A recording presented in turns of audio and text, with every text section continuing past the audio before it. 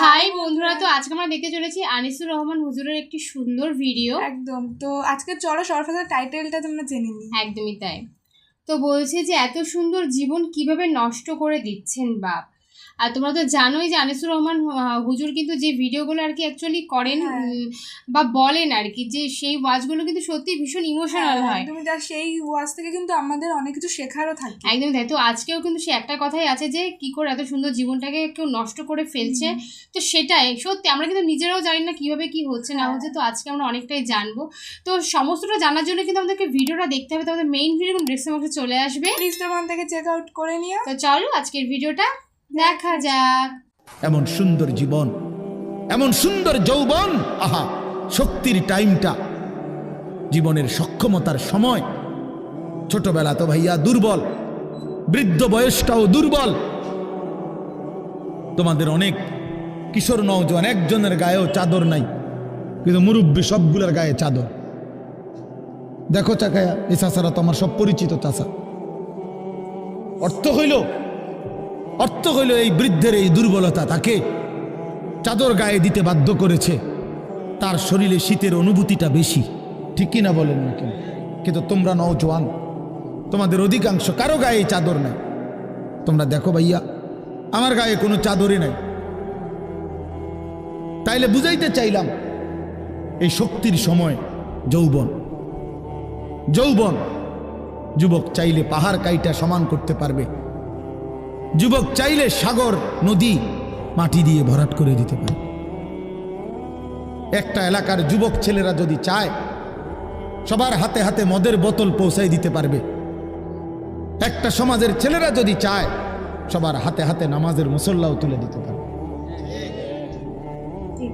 অতএব ছেলেরা, তোমরা যারা যুবক আয়োজন করছো, আমি তোমরা উৎসাহ দেই, একটু আগাও, এখানে থাইমা যাইও না।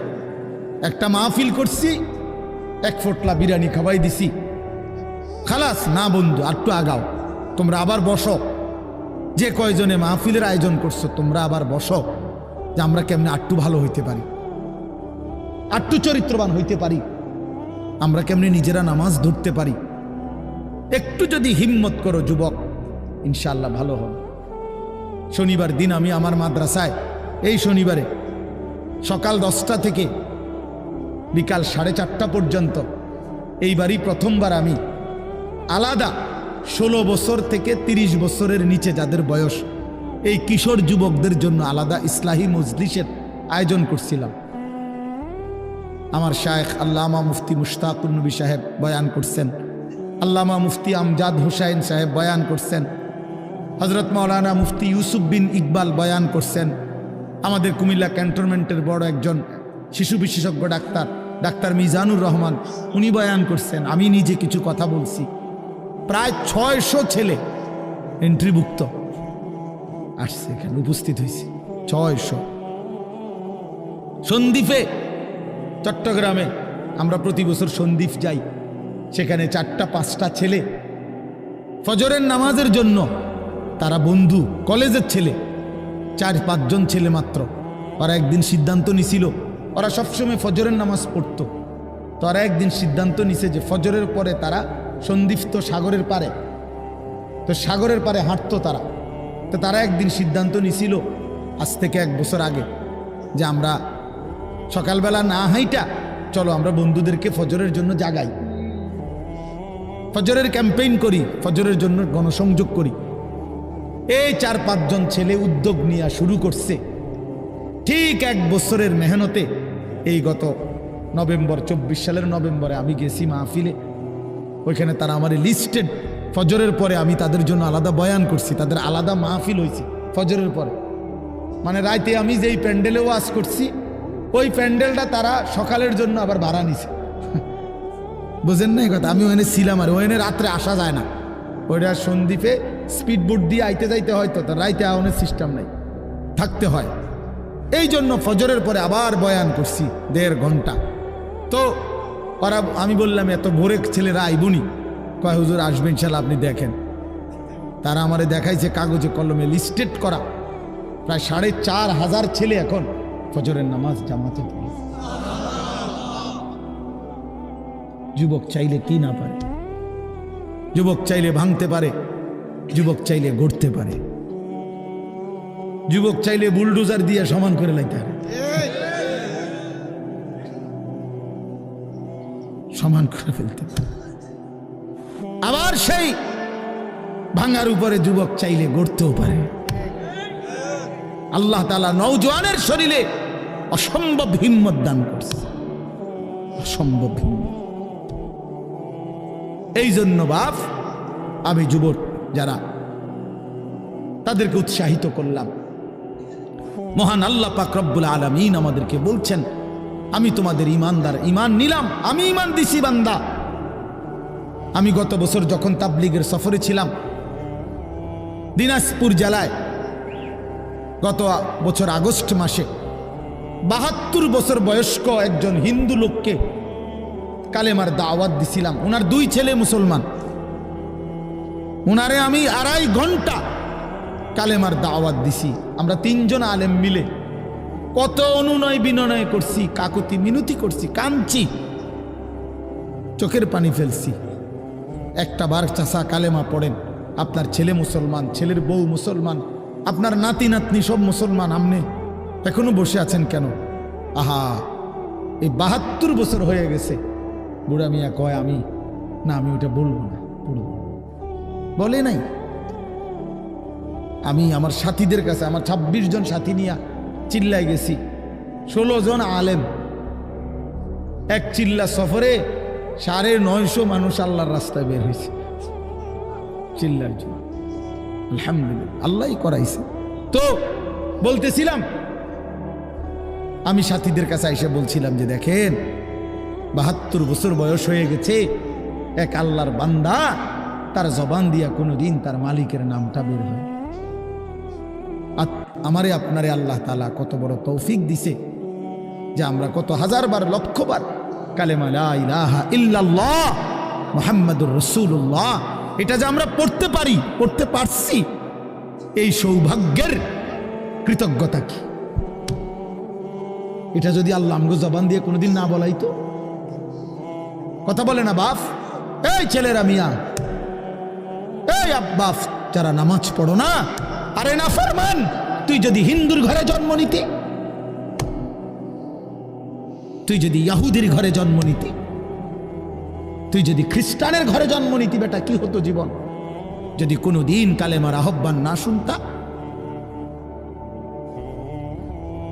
তুমি তো মুসলমানের ঘরে জন্ম নিয়া এভাবে ইমানকে ফেলে দিলা,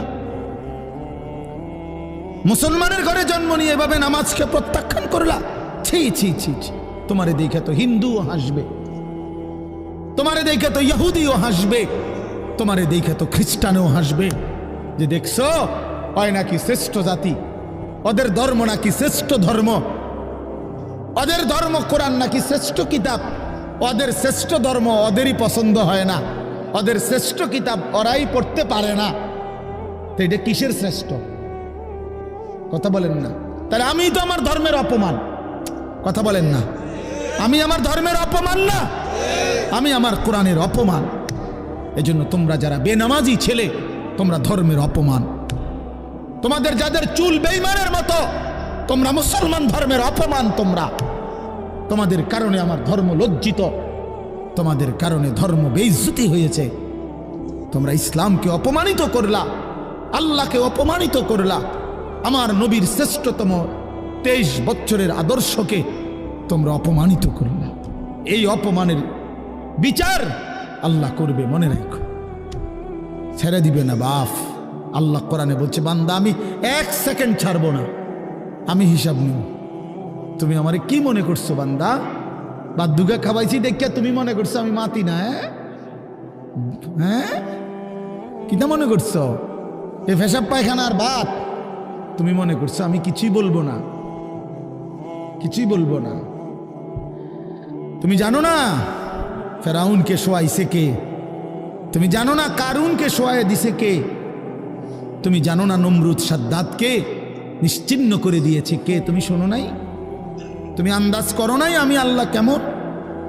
এই পৃথিবীর কত অবাধ্য জাতিকে আমি আল্লাহ ধ্বংস করে দিয়েছি, শোনো নাই? কই গোটা পৃথিবীর সমস্ত আধুনিক প্রযুক্তি থাকার পরেও তো বাবা আমেরিকার ওই বেঈমানরা ক্যালিফোর্নিয়ার লস অ্যাঞ্জেলস তাদের একটি স্টেট আগুনে দাবানলে পুরে ছাই হয়ে গেছে। লক্ষ লক্ষ কোটি কোটি মিলিয়ন বিলিয়ন ডলারের এক এক বিল্ডিং। আপনারা মুরব্বীরা মিলিয়ন বিলিয়ন ডলার কি তাই বুঝতেনও না কয়টা। আপনি 1 মিলিয়ন বিলিয়ন ডলার কত টাকা? কমপক্ষে 300 টাকার বেশি। মানে আপনি এটি বুঝতেনও না, টেহাইডি এইটান বুঝতেনও না। কথা বুঝছেন কিনা? হ্যাঁ, আমরা কিতাবে পড়ছি এক বুজুর্গকে, হ্যাঁ, একটা জিনিস দামি ওনার কাছে ছিল, তো ওনার কাছে বলছি এটা আপনি বিক্রি করে দেন। কত মূল্য? উনি বলছে 100 দিরহাম, 100 টাকা। তখন উনি যখন বিক্রি করে দিছে, ওনারে 100 দিরহাম দিছে। তো অন্য কেউ ওনারে পরে বলছে, হায় হায় জনাব, আপনি তো বহুত বড় ঠকছেন, মাত্র 100 টাকা দাম চাইলেন, এটার দাম তো আরো অনেক। তো উনি বলছেন, আল্লাহর কসম, 100 টাকার উপরে, 100 দিরহামের উপরে কোনো সংখ্যা আছে? আমার তো এটা জানা নেই, আমার তো এর উপরে কিছু জানা নাই। হ্যাঁ, আমার মেজো বোনের বিয়ে যখন হয়েছিল, মেজো বোন, আমি তখন প্রাইমারি শেষ করে মাদ্রাসায় ভর্তি হয়েছি। এই সময় আমার বোনের বিয়ে হয়েছে। তো বোন জামাই যখন ওই আগে ছোটবেলায় বিয়ের দিন বোন জামাই যখন আসছে, তখন শরবত খাওয়াইছি যে গেইটে নাকি, তখন কিছু টাকা দিতে হয় না, যে শরবত খাওয়ায় তারে। তো আমারে 100টা টাকা দিছে উনি প্রথম। তো এগুলা নাকি ওনার কাছে আরো টাকা ছিল, তো এগুলোকে ওই আরো একটু সাফাসাফি করলে আরো দেয়, আরো কিছু দেয়, না মানলে আরো দেয়, এমনি এমনি নিয়ম ছিল। আমার 100 টাকা দিছে, আর এটা দেখে আমি একটা দৌড়ে আইয়া লাইছি। আমার পুরা মনে আছে, একেবারে কসম, আমার পুরো এখনো মনে হইলো আর এই কথাটা। আমার একেবারে আমার ভাই, চাচাতো ভাইটাই বা অন্যরা এত দমকাইছে, বেউকুফ, 100 টাকা লইয়া দৌড় দিয়ে আইয়া লাইছ। আমি বলছি, আমি তো আসলে এর চাইতে বেশি টাকা জীবনে আর দেখি নেই। তো বলতে চাইলাম, হাজার হাজার কোটি কোটি মিলিয়ন ডলারের এই বাড়ি ভবন, এগুলো পৃথিবীর সর্বাধুনিক প্রযুক্তি দিয়ে, অত্যাধুনিক প্রযুক্তি থাকা সত্ত্বেও, আধুনিক সরঞ্জামাদি থাকার পরেও বাফ আল্লাহর দেওয়া আযাবে আগুনে যখন জ্বলছে, এই কয়দিন হইল কোনো বেঈমানে 1 সেকেন্ডের জন্য আগুন নিভাইতে পারে নাই। 14,000 ফায়ার সার্ভিস কর্মী একসাথে আপনার পানি দিছে, আরো বাড়ে, আগুন আরো বাড়ছে। তার মানে বোঝা গেল বাবা, পৃথিবীর কারো শক্তি মূলত কোনো শক্তি না, আল্লাহ শক্তির সামনে, আল্লাহর ফায়সালার সামনে। আল্লাহ যদি ভালো রাখে তাইলেই ভালো থাকা। হ্যাঁ, আপনার টাকা তো আছে 1000 কোটি টাকা, কিন্তু আপনার ফেডে অসুখ, আপনি টেহা দিয়ে কিনবেন। আপনার টাকা তো আছে লক্ষ কোটি টাকা, কিন্তু আপনার তো ডায়াবেটিস, আপনি কিনবেন টাকা দিয়ে কি করবেন? আপনি 7,000 ধন হইলেও কি লাভ হবে আপনার? এই জন্য আমি অনুরোধ করছি, আমরা মোমেন, আল্লাহ আমাদেরকে বলছে এটাই কথা, সকলেই আল্লাহর কথা শুনবে এটা জরুরি না, এবং সবার সৌভাগ্য হবে এটাও জরুরি। আসমানের ফয়সালা, আল্লাহ তাআলার ফয়সালা। আল্লাহর কথা বলতে পারা এটাও সৌভাগ্য, শুনতে পারা এটাও সৌভাগ্য, ইন্তেজাম করতে পারা এটাও সৌভাগ্য। যালিকা ফাদলুল্লাহি ইউতিহি মান ইয়াশা। আল্লাহ তাআলা বলছেন এটা আল্লাহ তাআলার ফজল, অনুগ্রহ, দয়া, তিনি যাকে ইচ্ছে করেন দিয়ে থাকেন, তিনি যাকে ইচ্ছে। হযরতে বেলাল রাদিয়াল্লাহু তাআলা আনহু, ওনার বাড়ি মক্কা মদিনা না, অনেক দূরে, কিন্তু উনি মুসলমান হয়েছেন, সাহাবী হয়েছেন। হযরতে হুযাইফা নবীজির সাহাবী, ওনার বাড়ি মক্কা মদিনা না, ইয়ামান, উনি মুসলমান হয়েছেন, সাহাবী হয়েছে। হজরতে সালমান, ওনার বাড়ি মক্কা মদিনা না, ওনার বাড়ি ইরান, পারস্য। তো উনি সেখান থেকে আল্লাহ আনাইছে, উনি কালেমাওয়ালা হয়েছে। হজরত আবু হুরায়রা রাদিয়াল্লাহু তাআলা, বিখ্যাত সাহাবী, সবাই নাম জানে। আবু হুরায়রার নাম সবাই জানেন না? উনিও কিন্তু মক্কা মদিনার মানুষ না, উনি দাউস গোত্র, এটা অনেক দূরের। কিন্তু সেখান থেকে আল্লাহ ওনাকে আনাইয়া মুসলমান হয়েছেন, সাহাবী হয়েছেন। কিন্তু আবু জেহেল বাড়ির কাছে, আল্লাহর ঘর কাবার সবচেয়ে কাছে, সর্বপ্রথম বাড়ি যার কাবা ঘরের পরে আবু জেহেলের বাড়ি। জানেন এটা? আবু জাহেলের ঘরের আগে কারো ঘর নেই, কারো ঘর ছিল না। নবীজির ঘরও আরো পিছনে ছিল, সবার ঘর পিছনে। কাবা ঘরের সবচেয়ে নিকটতম প্রতিবেশী ছিল আবু জাহেল। তো কি হয়েছে এতে? কিন্তু বদনসিব, আবুল আহাব কাছে ছিল, বঞ্চিত। এই জন্য এটা আসমানের ফয়সালা। এত কাছে থেকে বঞ্চিত হলো কেন? এত দূরের থেকে আসলো কেন? বুঝছেন না হিসাবটা? তাহলে মূলত ফয়সালাটা কার? ইউতিহি মান ইয়াশা। আল্লাহ বলছেন আমার অনুগ্রহ, আমার দয়া আমি যাকে ইচ্ছে করি দিয়ে থাকি, আমি যাকে ইচ্ছে করি দিয়ে থাকি। এই জন্য বললাম আর কি, আমি সবাই শুনতে পারবে, শুনবে, এটা জরুরি না। আল্লাহ যাকে পছন্দ করে, ইচ্ছে করে, তাকে আল্লাহ তাআলা দ্বীনের বুঝ দান করে। হাদিসের মধ্যে আছে, মাইয়ুরিদিল্লাহু বিহি খায়রান ইউফাক্কিহু ফিদ্দীন। আল্লাহ যার ভালো চান, কল্যাণ করতে চান, তাকেই আল্লাহ তাআলা দ্বীনের বুঝ দান করে। দেখো এখানে কিন্তু হুজুরের সবচেয়ে ভালো একটা কথা আমার এটাই লেগেছে যে আল্লাহর কথা বলা বা আল্লাহর কথা শুনতে পারা, দুটোই কিন্তু খুব ভাগ্যের একটা বিষয়। দেখো অনেকেই কিন্তু আছে যারা আল্লাহকে নিয়ে কথা বলতে পারে না বা আল্লাহর কথা শুনতেও পারে না। তো আর যা কথা ছিল এখানে সমস্ত কথার কিন্তু ভীষণ ভালো আর কি ছিল। সত্যি প্রতিটা কথা এতটা ভালো লেগেছে হুজুরের, সত্যি বলার বাইরে। টোটাল পুরোটা মিলিয়ে না আমার ভিডিওটা সত্যি খুব ভালো লেগেছে। সত্যি শোনার সাথে সাথে যখন শুনছি বিষয়গুলো, তো পুরো মনটা ফোকাসটা ওখানে চলে আসে যে আসলে হুজুর কি সম্পর্কে কি কথা বলছে, কেমন ভাবে বলছে। আর তারপরে যে ব্যাকগ্রাউন্ড যে মিউজিকটা আছে সেটা কিন্তু আরোই সুন্দর। মিউজিকের জন্য আর কি ভিডিওটা আরো বেশি ভালো লাগছে। একদমই তাই। তো তোমাদের কেমন লাগলো এই ভিডিও সেটা অবশ্যই আমাদেরকে জানিও। আর নেক্সট তোমরা কি ধরনের ভিডিও দেখতে চাও সেটা তো বলতে হবে। আর আনিসুর রহমান হুজুরের ভিডিও তোমাদের কতটা ভালো লাগে না লাগে সেটা তো জানিও।